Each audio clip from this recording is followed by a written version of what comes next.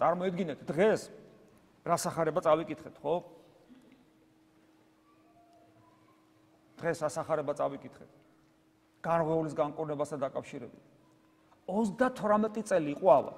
ეს ცით რა პერიოდია? ძველად ნაკლებად ცხოვრობდნენ ადამიანები. არ იყო ეს პირობები, ის მედიცინა, ის სოციალური დახმარებები და ასე შემდეგ და ამიტომ ადამიანები ცოტა ნაკლებად ადამიანის ცხოვრების ხანგრძლივობა იშვიათი გამონაკლისების გარდა იყო პატარა, მცირე.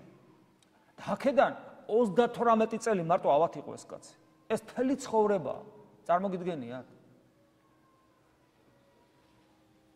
და რა იყო საჭირო? ეს გარდომილი კაცი, რომელიც ვერ დადიოდა, ვიღაცას მოწყალება მოეღო მის ვიღაცას შორეულ ნათესავს მაინც და როცა წყალი აიმღრეოდა იმ ანგელოზის მიერ, სასწაულებრივად ეს კაცი ჩაეყვანა იმ წყალში, რომ წყალს განეკურნა.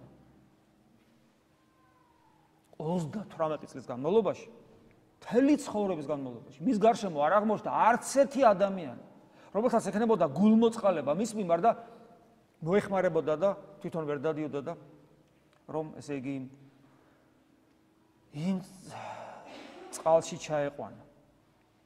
როგორ ამბობს ქრისტე როცა მივა, როგორ ამბობს? კაცი არა მაქვს, კაცი არა მაქვს, ანუ ადამიანი არ ამყავს, ადამიანი არ ამყავს.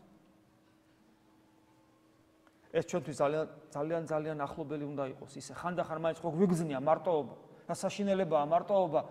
ხანდახან ადამიანი ძალიან ხშირად გზნობს სამწუხაროდ თანამედროვე ადამიანი ამას და აი მაშინაც ესე იყო ხო ხედავ და ყოველთვის ესე და ადამიანი ძალიან ხშირად გზნობს ამ მარტოობას. თითოეულ ჩვენთანაც ალბათ მრავალგზის უთქვავს ადამიანი არ ამყავს. ადამიანი არ არის ჩემთან. როცა ამ სიმარტოებას საშინლად გზნობ და ნუ გეშია ჩვენთვის. ადამიანის მარტოობა, ანუ თითოეული ჩვენთანგანის მარტოობა დაძლეულია. მე დღეს სახარებაში ეს კიდევ ერთხელ მითხრა სახარებით უფალმა, დაძლეული ადამიანის მარტოობა, რითია დაძლეული? ღმერთის განკაცებით. ხო მარტოა, ხო 38 წელი მარტოა, აი ქრისტე გაანკაცდა. განა ღმერთს ღვთაებრივი ძალითაც შეელო, გასაგებია, ხო? აი წყალით საერთოდ რა სჭირდებოდა, ის წყალით ხო ღვთაებრივი ძალით კურნავდა. აქ სხვა რამეზია საუბარი. ამით უფალი გვაჩვენებს თავისი განკაცების შემდგომ მის ადამიანისადმი დამოკიდებულების განსაკუთრებულობას, ადამიანის განსაკუთრებულ მდგომარეობას ღმერთის განკაცების გამო. ღმერთი რომ ადამიანად მოვიდა, მას შემდგომ ჩვენი მდგომარეობა თვისობრივად, არსობრივად შეცვლილია. იმიტომ რომ ჩვენ არა ვართ მარტო არა მხოლოდ იმ გაგებით, რომ ღმერთი არავის არ ტოვებს, არამედ იმ გაგებითაც, რომ ღმერთი მოვიდა რა ადამიანად, იგი ჩვენთან არის არა მხოლოდ როგორც ღმერთი, არამედ როგორც ადამიანის თითოეულ ჩვენთაგანთან. მე თქვენთანა ვარ და ვიდრე აღსასრულამდე სოფლისა ამინ, მათი მახარებლის სახარება როგორ მთავრდება. თუ ამის არ გწამს, რომ ქრისტე მუდამ შენთან არის როგორც ადამიანი, თუ ამის არ გწამს.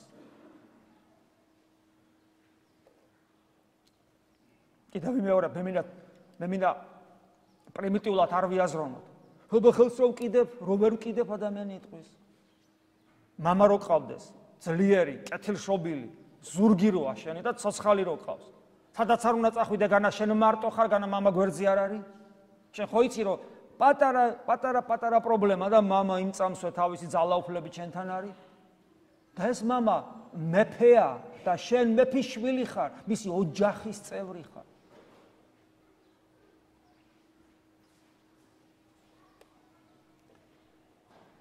კაცი არა მაქვს.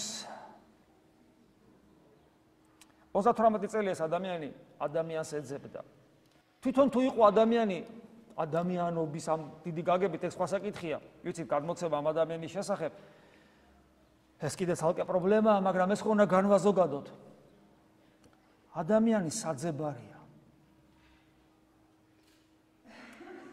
ეს ყოველთვის იცოდა კაცობრიობა, მოგახსოვთ მე ადრე ხშირად მithქვავს დიოგენე და ეზოპეზე. ამ ორ ადამიანზე ამბობენ, მაგრამ უფრო მეტი ვერსია რომ დიოგენზია. ეს დიოგენე იყო რაღაც ერთი ექსცენტრიული ფილოსოფოსი.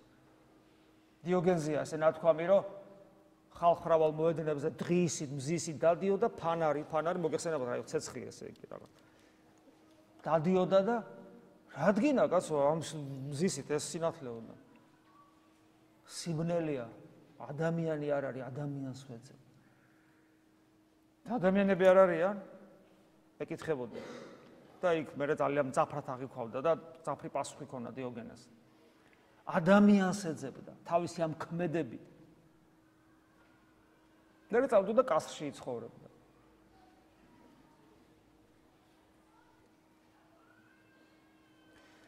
მაგრამ ადამიანის ზიება ნიშნავს იმას, რომ როგორც დიოგენეს მაგალითსაც თუ გამოვიყენებთ, რომ ღირსეულ ადამიანზეა ხო საუბარი.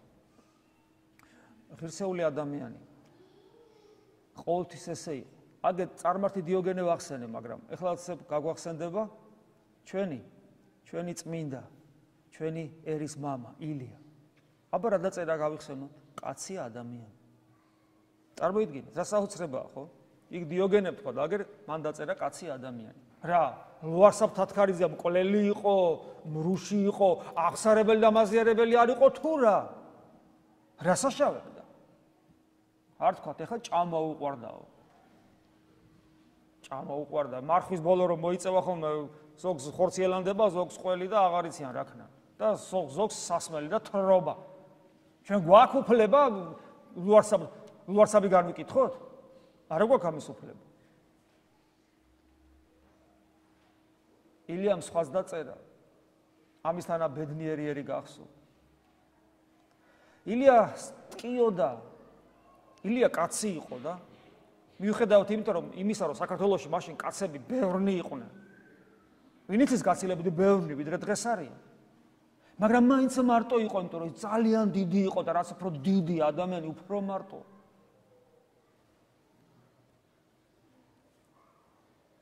კაცი ვერ ნახეო, სიტყვა უთხრა და დარდი გაუზიარო ილიას მაშინდელმა საქართველომ აი ეს მართლაც ჩვენთვის, ქართველებისათვის საშინელი სიტყვა ათქმეინა. კაცი ვერ ნახეო. სიტყვა უთხრა. დარდი გაუზიარო.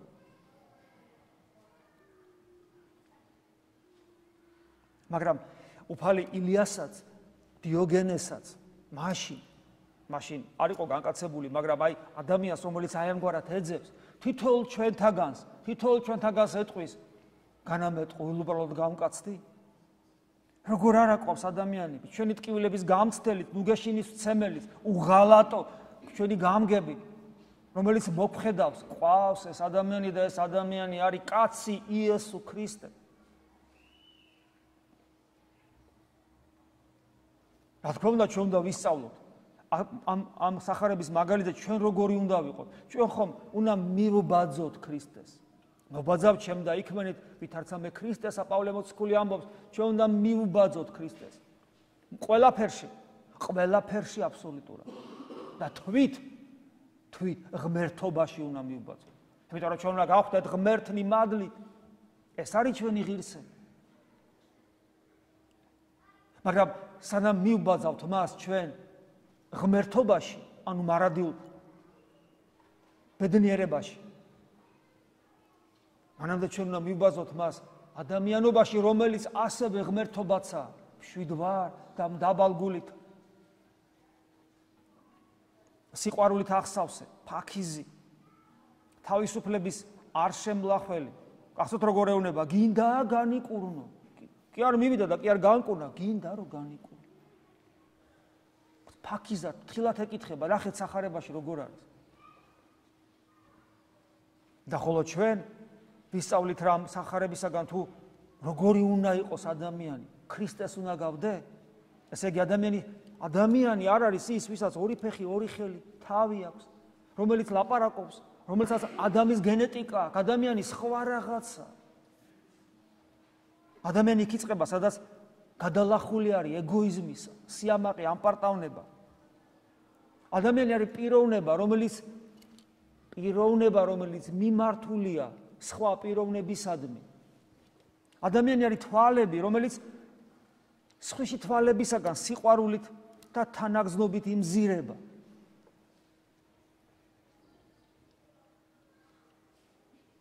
ადამიანი პიროვნება ეს ნიშნავს იმას, რომ მისი სიყვარულის, მისი მთავარი ნიჭის, ღმერთისაგან მოცემული ნიჭის რეალიზება მხოლოდ მაშინ მოხდება, როცა ის პიროვნება სხვა პიროვნებისათვის ბოლომდე დაიხარჯება.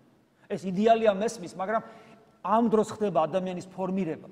თორემ მაშინ ადამიანი ბიოლოგიური ინდივიდი იქნება, რომელმაც უნდა ჭამოს სვას, წაართვას, წაგლიჯოს და რაც შეიძლება გაიხანგძლივოს თავისი საცოდავი უბადრუკი ბიოლოგიური არსებობა, რომ მე ბოლოს მაინც ისე უმოკლდეს.